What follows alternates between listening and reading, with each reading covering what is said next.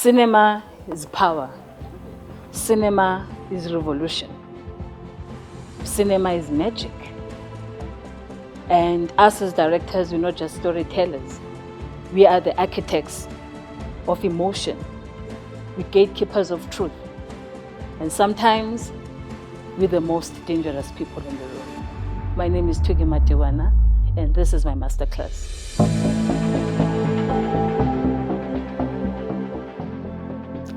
I'm a filmmaker, I'm a storyteller, and I'm someone who believes that directing is an act of defiance.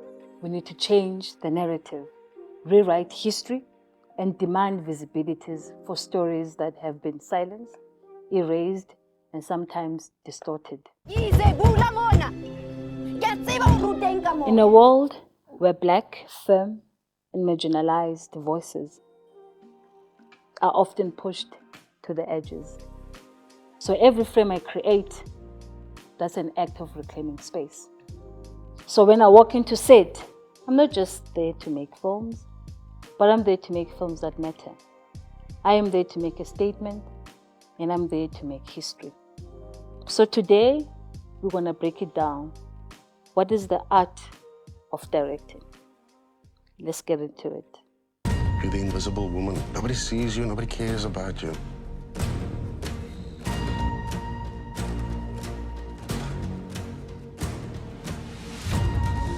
What the hell are you mixed up in?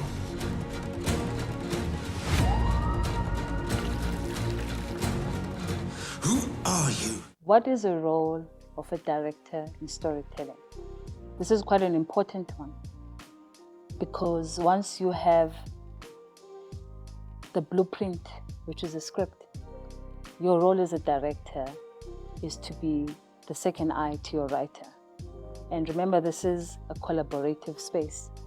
So my responsibility is to just make sure that I'm looking for loopholes. What else visually I can elevate or create certain nuances for different characters and different worlds, and just to shape the narrative to be what it needs to be. So I think it's quite important for a director to be in a storytelling room.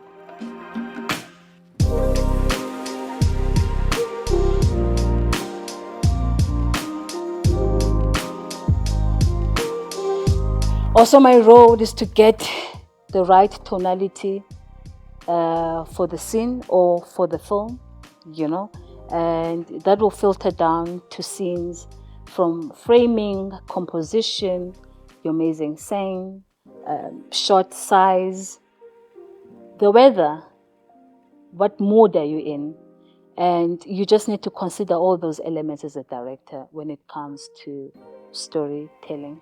So every decision, when we talk about framing, we talk about pacing, we talk about silent moments, we're talking about movement. Those shape the film's emotional core.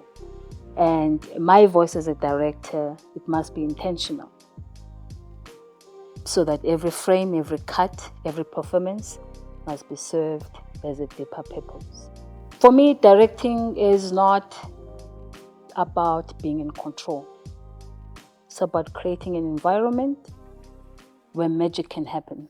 So when it comes to my actors, I create an open and free space so that they get to play. I believe that Muzi directly or indirectly had something to do with the disappearance and death of Mr. Makobane. The rights to the land are therefore awarded to the people of Thembalethu. My responsibility is to pull out the truth from those performances. But trust is everything. With your actors, your crew, you trust, they all give you more than what's on the page, So once you start creating that safe space or the safe environment with your actors and crew, and you see that the synergy is there, and it will be smooth sailing. So what I do is, during my pre-prod time, I make sure that I meditate, whether it's in a form of taking a walk or prayer. Those are quite important because they help you once you're running the production, I make sure that you read books. You make sure that you read You make sure that you dissect your script. You make sure that you break it down to the T. Lose all those pages and really, really, really get into it. So pre-prod time gives you that leverage for you to make time for yourself and for the script. So by the time production is starting, you are mentally, physically, and emotionally ready. You also need to keep a strong communication with your HODs. I'm talking about from your DOP, your makeup, your art, your sound guy. For instance, I'll just make an example of a film I did last year. We had 8 months of just sitting on the script due to financial reasons. So what does it do for a director or for a freelancer? Sometimes it can give you like a curveball, but what you need to do is you need to keep a healthy, strong mind. So I did, within that eight months, I made sure that I work on the script. Whether I have to call in my producer, I have to call in my art department when we talk about scenes. In my DOP, we talk about lens. What lens are we going to use when you're looking for this certain emotion, when you're looking for a certain feel in a scene? You know, what do you frame your protagonist with? What type of frame or shot sizes do you use? So those are always key to me, so that when I step into set, I can hand over what you call a storyboard to my AD. They can have a look. So this helps because you don't have to waste time. This helps because you know what you've done, you've prepped. So it's gonna be an easy flow on set. Everyone is aware and everyone knows what's happening. We are all on the same page. So storyboards and shortlist and rehearsals are quite important as well. I learned this from the famous filmmaker, Steven Spielberg. Steven Spielberg never ever shoots anything without the storyboard. He has taught me that it's an act of discipline and also saving time, even for your producers. Some of the work that I do when I'm in pre-prod is to make sure that I visit galleries, art galleries, and visit cinema.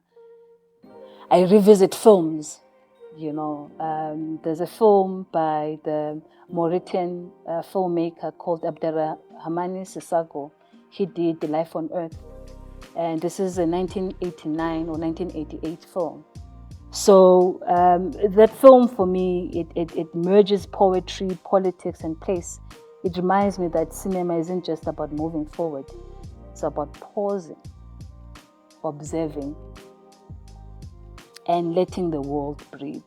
So stillness and framing every day, the interplay of migration and nostalgia, these elements shape how I think about the time, space, for my own films as well.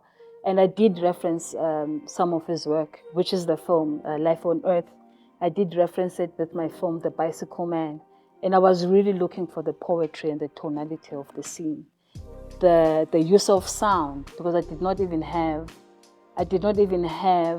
music in my film.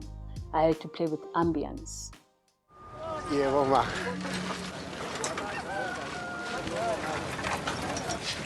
Ja, man was amper dood vandag. What? Mama Olga, I'm gonna give him time to think about this, but please, we mustn't delay. So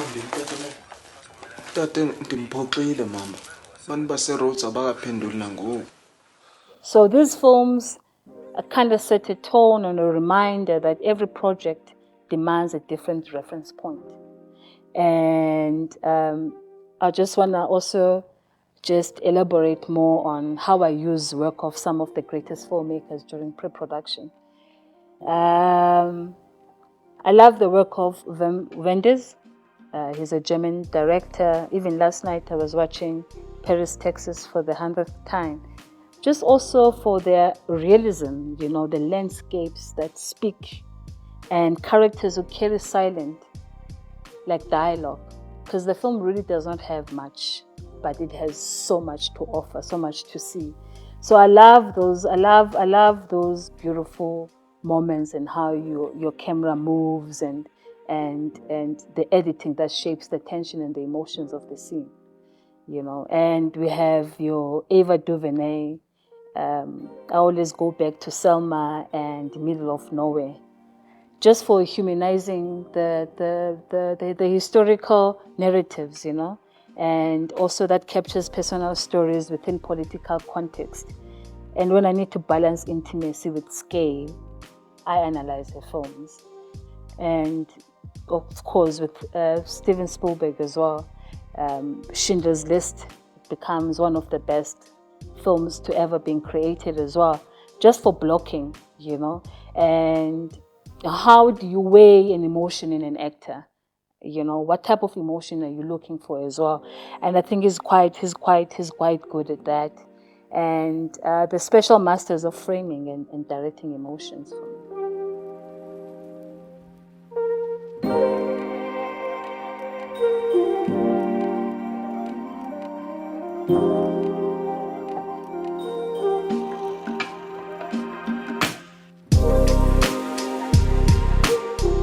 Being a director in South Africa, especially female, it means you are constantly fighting to tell stories that matter. Always. It's never easy, but yeah, because it's an industry that also often resists the stories that we want to tell. So, and when it comes to funding is scarce as well. So you must really be relentless, apply for grants, build relationships, and be strategic, and co-production, collaborations, I do so many collaborations with, like small collaborations with people from all over the world. We have social media now. It's easy to have access to certain things and also access to certain forms and people for collaborations. So I always make sure that I put myself out there for people to see and also to find these collaborations and co-productions, not just from South Africa, but from everywhere. When it comes to how do I know that I'm a director, it did not come just overnight. It's still something that I don't talk often about, because for me, directing is not just about directing. So even after film school, it took me 7 years to say, okay, now I'm a director, So I did not just jump into titles or anything, but I know that I'm a human. I'm able to lead, and therefore I can direct.